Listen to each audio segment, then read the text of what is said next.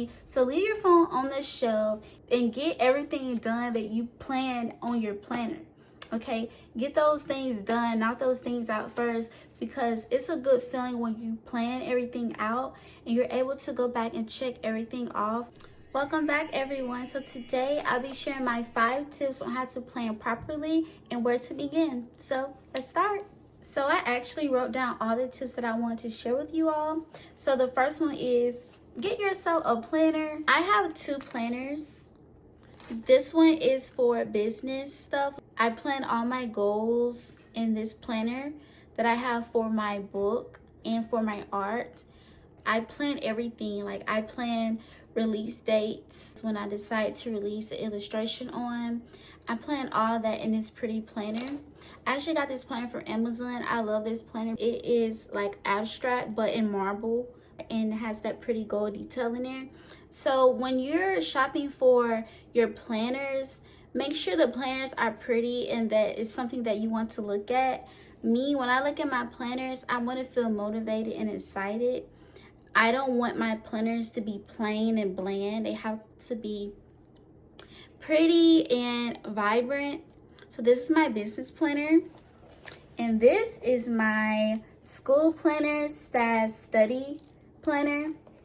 So this planner is for school and studies and stuff like that, projects and assignments and PowerPoints and all that good stuff. This planner is pretty too. I got this planner because it matches my book a little bit, like the flowers. It goes great with my book. Let me go get my book. It matches my book.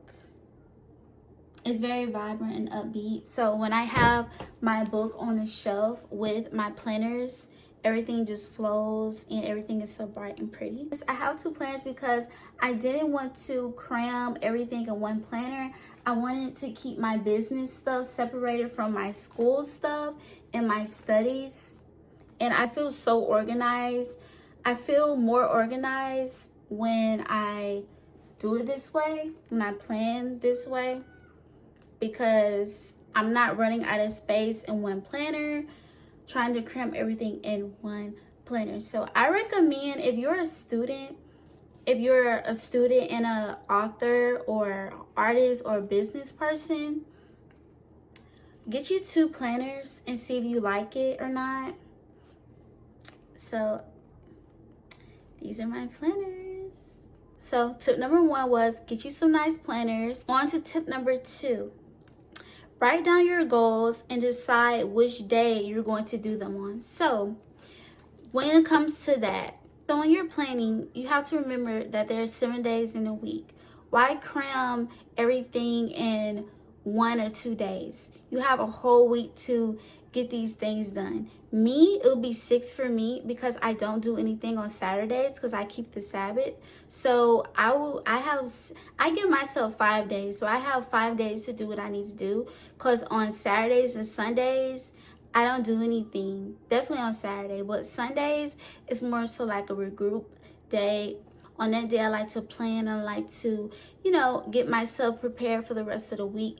So remember that, because I used to try to cram everything in 2 days or 3, and I'd be like, girl, you have the whole 6 days to get this stuff done. So on Monday, plan this. On Tuesday, plan this. Don't do that. Don't cram everything on one day, because what will happen, you'll get overwhelmed and you won't be motivated to plan anymore. So don't cram. So tip number 3 is be honest. You want to set realistic expectations for yourself. You don't want to be like, oh, I'm going to go to Florida, and then when I get back from Florida, I'm going to go to the mall. Then when I get back from the mall, I'm going to go do a big grocery shopping so I can cook this big dinner for the whole entire family. Girl, you're probably going to be worn out. You don't know how the traffic might be going to Florida and coming back home. You just might not know. The stores might be busy. When you go in there, you might have to stand this long line. Definitely if you're going grocery shopping late after you get back from Florida. You just want to be realistic. You just want to set realistic goals for yourself, and so you won't be disappointed at the end. Okay? So be honest with yourself. Be real with yourself, and you'll be okay. So tip number 4, put priorities first when planning. So when you're planning, you always want to put the things that's most important first before any hobbies or any fun activities. So like for me, if I want to paint my toenails, but I got a whole pile of laundry that I need to get done, I'm going to plan, get that laundry done first, then go back and paint your toes, because getting your laundry done is way more important than painting your toes. Okay, even with painting, when it comes to painting, you want to get your house chores done before you get to painting and or crocheting or whatever it might be. So always prioritize when you're planning. Okay? Tip number 5, don't procrastinate. Leave your phone on the shelf. I love saying that because when I leave my phone on the shelf, I walk away from it and I go do what I need to do. It is so easy to get distracted by our cell phones, strolling on Instagram, social media, even news outlets. It can be like overstimulating, overwhelming. Sometimes these phones can definitely be receiving a lot of emails and different things from teachers or just whatever, a sale that might be going on, whatever it might be. So leave your phone on the shelf and get everything done that you plan on your planner. Okay, get those things done, knock those things out first, because it's a good feeling when you plan everything out and you're able to go back and check everything off that planner. It just feels so good and fulfilling at the end of the day. So definitely do that. Do not procrastinate on yourself. Do what you need to do, because no one will get these things done but you, only you. Okay, so that was it for all of my tips. So let's go over them again. So tip number 1 is get yourself a planner. Tip number 2, write down all your goals and decide which day that you're going to do them on. Tip number 3, be honest with yourself when planning. Tip number 4, put priorities first when planning, all your priorities. And tip number 5, do not procrastinate when planning. Okay, so that is it for all of my 5 tips. I hope this video was very helpful for you all. It is springtime. That means it is a new year.